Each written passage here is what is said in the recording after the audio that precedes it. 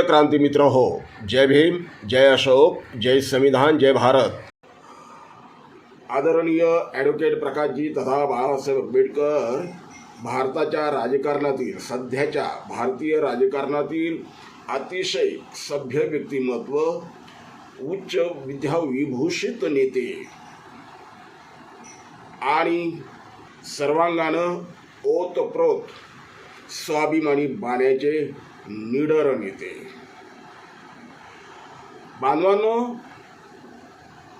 Advocate प्रकाशजी तथा बाळासाहेब आंबेडकर यांची ओळख हे वंचित बहुजन आघाडीचे प्रमुख म्हणून जरी असली तरी त्यांची पहिली ओळख ही तमाम लोकशाहीवाद्यांच्या रक्तात पेटलेले महामानव, मानवी स्वराज्याचे महासंस्थापक, विश्वरत्न, विश्ववंदनीय डॉक्टर बाबासाहेब आंबेडकर यांचे नातू अशी त्यांची ओळख आहे। ज्या बाबासाहेबांच्या नावावर या भारतामधला राजकारणी, कोणताही राजकारणी असो, कोणत्याही पक्षातला असो, तो गल्लीतला, गल्लीबोळातला नगरसेवक असो की या देशाचा प्रधानमंत्री असो, तो एखाद्या गावाचा सरपंच असो की भारताच्या राष्ट्रपती असो, प्रत्येकाला केवळ आणि केवळ बाबासाहेबांच्या नाव घेतल्याशिवाय राजकारण करता येणार नाही, सत्तेची खुर्ची मिळवता येत नाही। तुम्हाला सत्तेची खुर्ची मिळवण्यासाठी, तुम्हाला राजकारणामध्ये टिकून राहण्यासाठी केवळ आणि केवळ डॉक्टर बाबासाहेब आंबेडकरांच्या नावाचा आधार घ्यावा लागतो। हे वास्तव आहे। भारतामध्ये तुम्ही बाकी कोणाचीही नावं घेऊ नका, फक्त बाबासाहेब आंबेडकरांचं नाव घ्या। तुमची नाव पहिलं तरी तरुण जाईल, तुमची होडी राजकारणाची पहिलं तरी तरुण जाईल। डॉक्टर बाबासाहेब आंबेडकर नाव, डॉक्टर बाबासाहेब आंबेडकर हे या भारतामधलं सर्वात मोठं शक्ती केंद्र आहे, पॉवर सेंटर आहे। आणि अशा ह्या महामानवाचा नातू ॲडव्होकेट प्रकाश तथा बाळासाहेब आंबेडकर राजकारणाच्या आतापर्यंतच्या त्यांच्या 40-42 वर्षाच्या आयुष्यामध्ये साधं मंत्रिपद मिळवू शकले नाही। ही शोकांतिक आहे मित्रांनो। ॲडव्होकेट प्रकाश आंबेडकरांनी जर मनात आणलं असतं तर त्यांना राजकारणामध्ये येण्याची आवश्यकता नव्हती। उन्हा तानामध्ये, पाण्या पावसामध्ये गोरगरिबांसाठी, बहुजनांसाठी, वंचित पीडितांसाठी मोर्चे काढण्याची, आंदोलन करण्याची, संघर्ष करण्याची काही गरज नसती। अगदी घरामध्ये बसून आरामात, राजकारणात न येता, बाहेर न पडता, घरात बसून त्यांना पाहिजे ते मंत्रीपद, केंद्रातलं म्हणा, राज्यातलं म्हणा, जे पाहिजे ते मंत्रीपद, राज्यपाल पद त्यांच्या हातामध्ये आलं असतं, त्यांच्या पारड्यामध्ये पडलं असतं। आमच्या समाजामधले काही बाबासाहेबांच्या नावावरती मंत्रिपद भूषवणारे, ज्यांना राजकारणातलं क का ब माहीत नाही, ज्यांना राजकारणामधले ज्ञान नाही, उलट ज्यांच्या राजकीय स्मारबुद्धीमुळे आमच्या समाजाकडे बघण्याचा दृष्टिकोन देखील काही लोकांचा तसा झाला, अशा लोकांना जर केंद्रामध्ये म्हणा किंवा इतर ठिकाणी राज्यामध्ये म्हणा मंत्रिपद मिळत असतील, साक्षात बाबासाहेबांच्या नातवाला मंत्रिपद मिळवण्यासाठी कोणत्याही प्रकारचं कष्ट करावं लागलं असतं, घरात बसून त्यांना ते मंत्रिपद मिळालं असतं। परंतु हे बाबासाहेबांचं रक्त आहे, स्वाभिमानी रक्त आहे, कोण आयऱ्या गायराचं रक्त नाही, लाचारांचं रक्त नाही, गुलामाचं रक्त नाही, दीड दमडीसाठी आपला स्वाभिमान गाण ठेवणाऱ्यांचं रक्त नाही। हे रक्त आहे विश्वरत्न डॉक्टर बाबासाहेब आंबेडकरांचं। बाबासाहेबांच्या नावाला कुठेही कलंक लागता कामा नये, याची दक्षता प्रकाश आंबेडकर घेताना दिसत आहे। आणि म्हणून आम्ही वेगळ्या जरी पक्षामध्ये असलो, आम्ही वेगळ्या संघटनेमध्ये असलो, कोणी कुठल्याही संघटनेमध्ये असला, आज प्रकाशजी आंबेडकरांचा जन्मदिवस आहे 10 मे, प्रकाशजी आंबेडकरांचा 71वा जन्मदिन.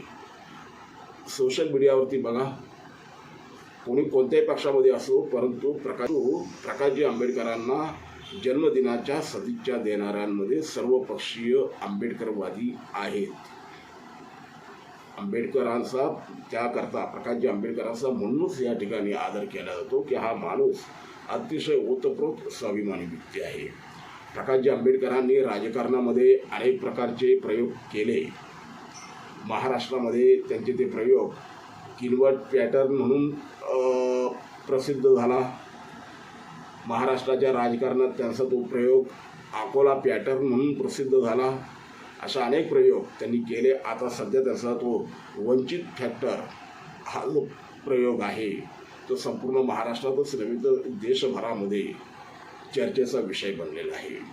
प्रकाशजी आंबेडकरांनी अकोला पॅटर्न आणि किनवट पॅटर्नच्या नुसार राजकीय यश मिळवलं.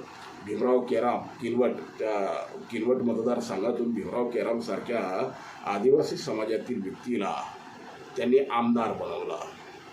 अन्यथा भीमराव केरामची स्वतःची 50 मतं मिळवण्याची सुद्धा अवकात नव्हती. अशा व्यक्तीला प्रकाशजी आंबेडकरांनी थेट आमदार बनवलं.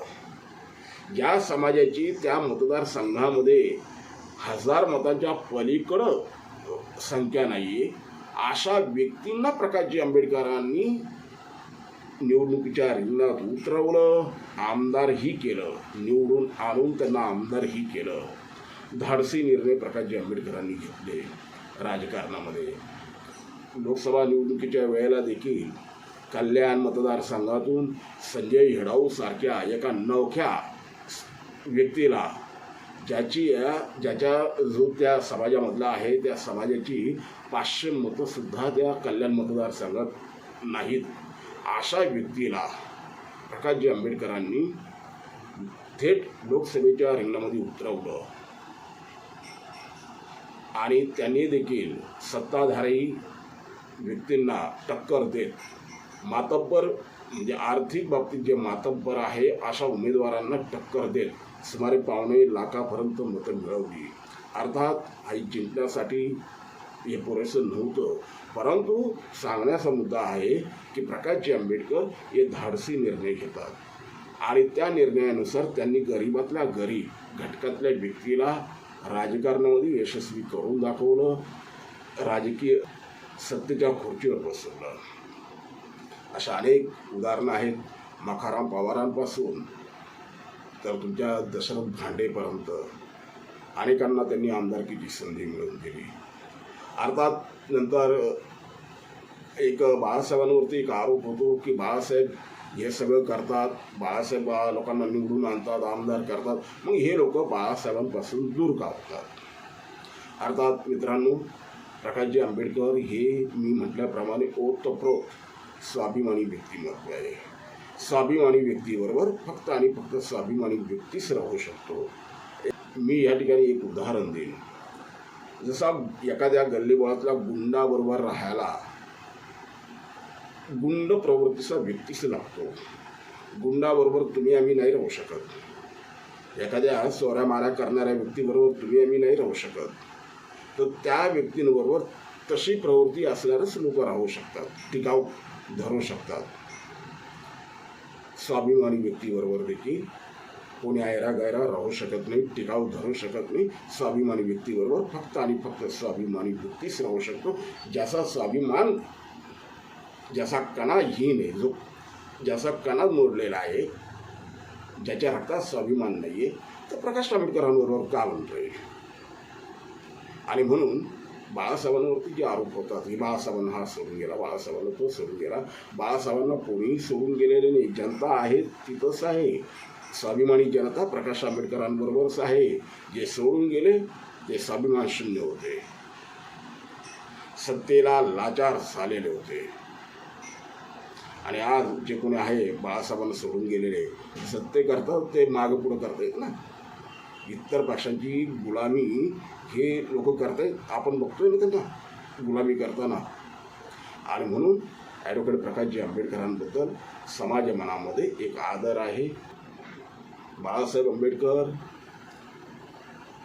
भारिप म्हणजे भारतीय रिपब्लिकन पक्ष, त्यानंतर तो प्रवास सुरू झाला, तो बहुजन महासंघ हा मकाराम पवारला घेऊन त्यांनी केलेला प्रयोग, भारतीय रिपब्लिकन पक्ष बहुजन महासंघ, भारिप बहुजन महासंघ, हा प्रयोग महाराष्ट्रामध्ये त्यावेळेला प्रचंड मोठ्या प्रमाणात चर्चेमध्ये होता आणि तो यशस्वी झाला होता. त्यानंतर महाराष्ट्रातल्या तमाम वंचितांना घेऊन, शोषितांना घेऊन, पीडितांना घेऊन महाराष्ट्राच्या सत्तेवरती दावा ठोकण्याची तयारी बाळासाहेबांनी केली आणि वंचित हा फॅक्टर जन्माला आला. आज या वंचित फॅक्टरनं 2018 पासून तर 2025 पर्यंत गेल्या 7 वर्षामध्ये एक तुफान निर्माण केलेलं आहे. हे तुफान सत्तेपर्यंत गेलं पाहिजे. तळागाळातल्या वंचितांच्या हाती या महाराष्ट्राची सत्ता आली पाहिजे. या सदिच्छा आज आदरणीय बाळासाहेब आंबेडकरांच्या जन्मदिनानिमित्त आपण व्यक्त करूया. आज बाळासाहेब आंबेडकरांच्या या जन्मदिनी आपण एक भीमसंकल्प करूया की आपल्या बाबासाहेबांचे नातू ॲडव्होकेट प्रकाशजी तथा बाळासाहेब आंबेडकर या महाराष्ट्राच्या मुख्यमंत्रीपदी आरूढ झालेले आपण पाहूया आणि बाळासाहेबांना मुख्यमंत्री करण्यासाठी आपण सर्वांनी एक जुटीनं, एक निष्ठेनं आपण बाबासाहेबांचे काहीतरी देणे लागतो या भावनेनं ॲडव्होकेट प्रकाशजी आंबेडकरांचे हात मजबूत करूया. ह्याच खऱ्या अर्थानं बाळासाहेब आंबेडकरांना त्यांच्या जन्मदिनानिमित्त एक अनमोल अशी भेट ठरणार आहे. ती भेट, सत्तेची भेट आपण त्यांना देऊया. बाळासाहेबांनी आपल्यासाठी खूप काही केलं, प्रकाशजी आंबेडकरांनी आपल्यासाठी भरपूर काही केलं. त्या प्रकाश आंबेडकरांसाठी काहीतरी करण्याची आता आपली वेळ आहे. आपण ती वेळ दवडता कामा नये. बाळासाहेबांसाठी, प्रकाशजी आंबेडकरांसाठी सत्तेची दारं खोली करून देण्याचं काम आपण करूया. भीक नको सत्तेची, भीक नको सत्तेची, सत्ता हवी हक्काची हा नारा बुलंद करूया. आणि पुन्हा एकदा आदरणीय प्रकाशजी आंबेडकरांना जन्मदिनानिमित्त मी आपणा सर्वांच्या वतीनं, भीम पॅन्थर या क्रांती वाहिनीच्या वतीनं महामंगल सदिच्छा देतो. नमो बुद्धाय. क्रांती मित्र हो, भीम पॅन्थर हे आपल्या हक्काच्या यूट्यूब चॅनलला कृपया सबस्क्राईब करून आम्हाला विषमतावादी शक्तींच्या विरोधात लढण्यासाठी बळ द्या, शक्ती द्या, ऊर्जा द्या. कमेंट करा, लाईक करा, शेअर करा.